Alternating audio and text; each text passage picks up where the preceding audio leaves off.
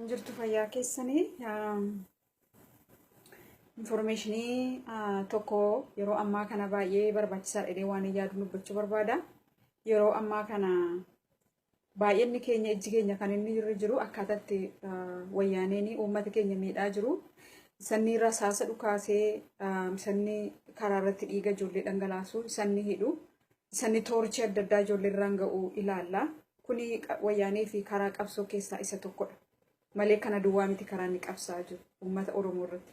Qabsoo Oromoo kana dura dhaabbachuudhaaf karaa adda addaa carraaqaa jira. Inni isaan ajjeesaa jiran, intarneetii akkan ilaalle balleessaa jiran, diishii balleessaa jiran, biyya keessaa inni isaan walumaa gala hunkuraa jiran kuni karaa tokko, karaa gara biraa immoo karaa guddaa inni cimsee hojjetus jira gara biraan. Isa kana akka sirriitti hubannuuf attenshiniitti ilaalluuf barbaadetanii.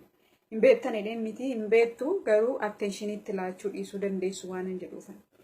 Akkuma hundi keenya beennu amantiidhaan akka inni gargar qoodaa jiru baay'ee ifaadha.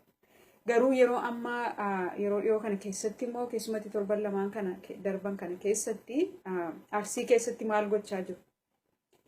Namni yeroo walitti bu'u namuma nagaatu walitti bu'ee si'anama. Garuu akkasumatti dubbichi wayyaaneen guruppii ijaara, guruppii lama ijaara, guruppii kiristiyaanaa, guruppii islaamaadhaniitu guruppii ijaara. Guruppiin tokko dhaqeetu bataskaana guba.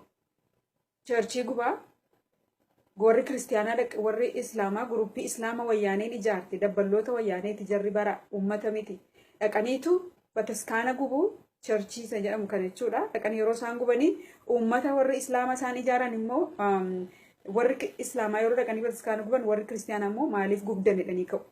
Kan ka'u eenyudha? Warruma wayyaaneen ijaartedha. Kan gubus eenyudha? Warruma wayyaaneen ijaartedha jechuudha. Gartuu lama ijaareetu ati dhaqii gubi ati immoo maa gubde dhiirabshaa kaasii jarri lachuu wal lolutti ka'u uummanni kana quban qabu keessa galaa uummati wal keessa guutaa jechuudha. Akkasitti diraamaa hojjetaa jiru. Iddoo adda addaa keessatti ispeeshaalii Arsii keessatti kan hojjetamaa jiru kanadha yeroo ammaa kana. Iddoo amantiidhaan sensitive area lafa ta'e barbaaddataniitu geemii kana taphachaa jiru. So kanaafuu maal gochuu qaba uummati? Tokkoffaan warri masgida keessan sirriitti eeggadha.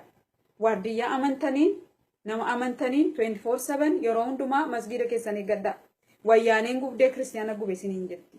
Lammaffaan warri churchii qabdanii churchii keessan bataskaana keessan sirriitti eeggadha. Kanuma keessa immoo darbamee yoo gubame nam tokko yoo gubee abaluu si gubettanii rabshaan kaasina. Kan gube mootummaadha. Garuma mootummichaatti galagalaa malee. Yoo namni lama maaliif kana gubdee maaliif sana gubdee dheetu wal loluu argitanii dhiisaa bira darba. Maaliif wayyaaneetu uummata warratti kakaasuu fedhee kan wal lolu jarri lachuu gartuuma wayyaanee waan ta'eef. Namni yeroo ammaa kana sammuu qabu namaadhaanii ati islaamaa ati kiristiyaana maa kana gubde maa kana goote jedhee irratti hin ka'u. Sababiinsaa kan kana godhu wayyaanee ta'uusaa beekee dhiisee bira darbaa jechuudha namni sammuu qabu. Guruppiin lachuu kanuma jaraati kan gubus isaanii maa gubdan jedhee kan rabshaa kaasu isaan uummata gartuu lama walitti naquudhaaf jedhanii tokko tuqaa tokkodha. Tuqaa lammaffaan immoo akka isaan hojjetan jechuudha. Tuqaan lammaffaan immoo ejentoota mataa isaanii dabballoota mataa isaanii leenjisaniitu intarneetii kanarratti feesbuukii kanarratti facaasanii jiru. Dabballoonni kun maal jedhu asirraa feesbuukii kanarraa sabboontota Oromoo fakkaatanii waan Oromoof waan qabsoo Oromoof yaadan fakkaataniitu asirratti ba'anii waan biyya ormaa jiraatan of fakkeessanii ituma biyya keessa jiranii jechuudha baay'een isaanii. Warri kaanis immoo biyya adda addaa ta'anii horii baay'een isaanii kaffalameetu sabboonaa Oromoo fakkaataniitu warra qabsoo Oromoo gaggeessanii dura taa'anii jiran kana arrabsu. Gartuu fudhataniitu jechuudha. Ani gartuu abaluutii, ani gartuu abaluutii jedhaniitu warra ijoo ta'anii qabsoo kana gaggeessaa jiran dura jiranii deeman kana isaan irratti taargeetii godhaniitu gartuu qabatanii arrabsu jira kana. Amma hodhattanii feesbuukii isaanii ilaaltanii viidiyoo isaanii ilaaltanii har'asa kana arrabsu borisa sana arrabsu iftaanis sana arrabsu maaliif kaayyoon qaban gara gartuu kamiyyuu miti jarri. Jarri maa'inni namoota offendii godhanii namoota aarsanii warra qabsoo kana gaggeessan aarsanii isa tokko irratti kaasuudha malee gartuu eenyuyyuu miti jarri. Ejjennoo yuun qaban. Kaayyoon isaanii qabsoo Oromoo diiguudha malee dhaabasa kan bira dhaabatanii isa kam deeggaruu miti.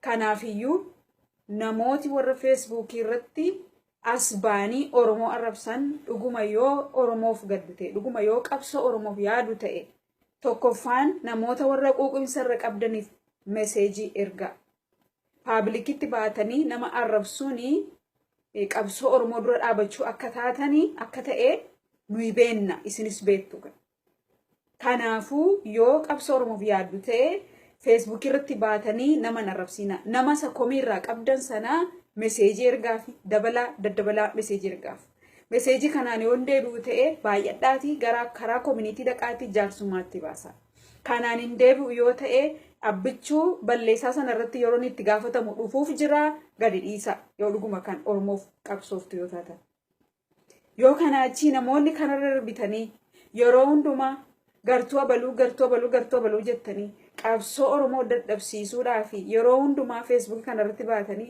namoota arrabsitanii kana booddee nuti isin ergamtoota wayyaanee ta'uu keessan beenneetu isin balaaleffanna malee yaada keessan isinirraa fudhannee dhugaa jetta isiniin hin jennu. Yeroon itti gaafatamtanis immoo hin dhufa. Maalummaan keessan yeroo itti adda ba'u immoo hin dhufa. Kuni kan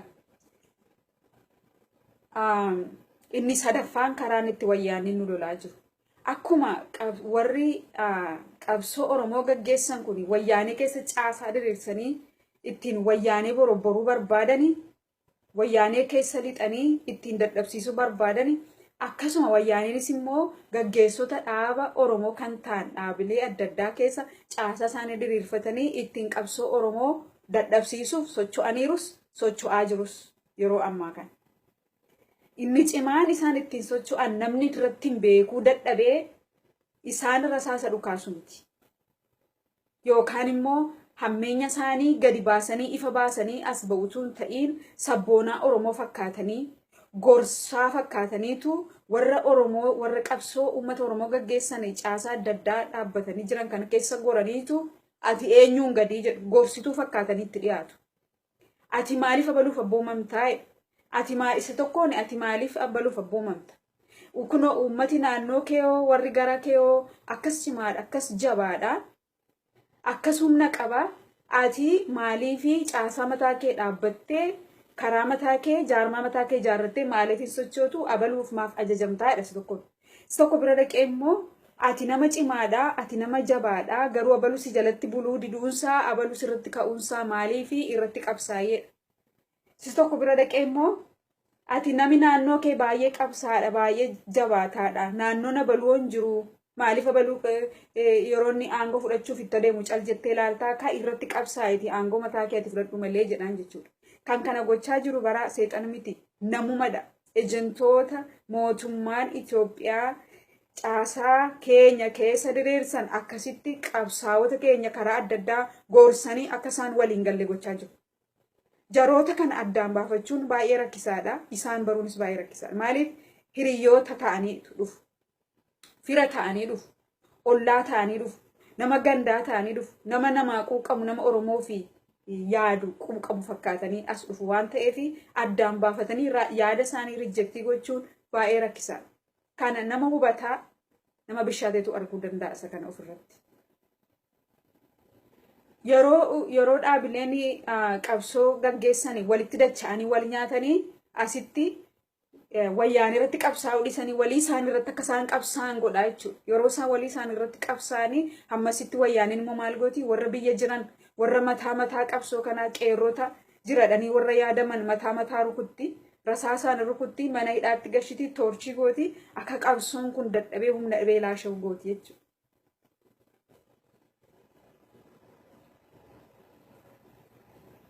Ejentoota ishee warra isheen asirratti gaggeessitee jirtus immoo warra isheen Facebook irratti dhangalaastee jirtu kan immoo maal gooti kan dabballoota leenjisee dhaqee abaluun arrabsi jedhee kan ergus isheedha.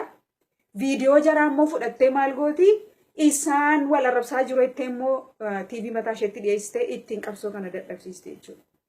Ilaala akkatti wayyaaniin nu keessa lixxee nu dadhabsiisaa jirtu maaloo warri sammuu qabdan hubadhaa.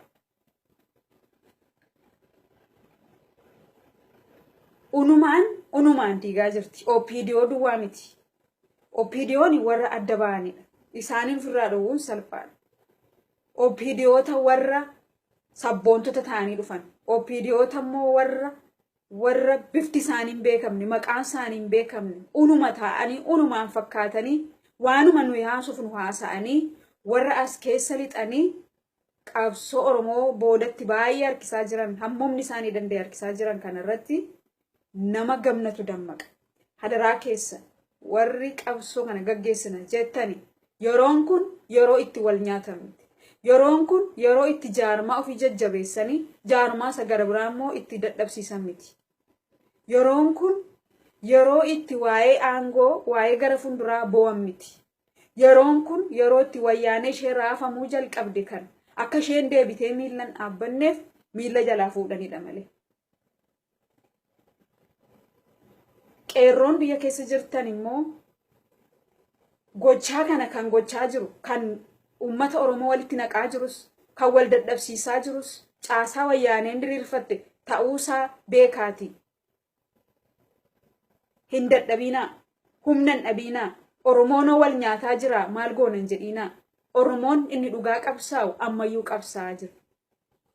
Caasaa wayyaaneen diriirfatte immoo waluma jalaan irratti dammaqnee ofirraa cirra.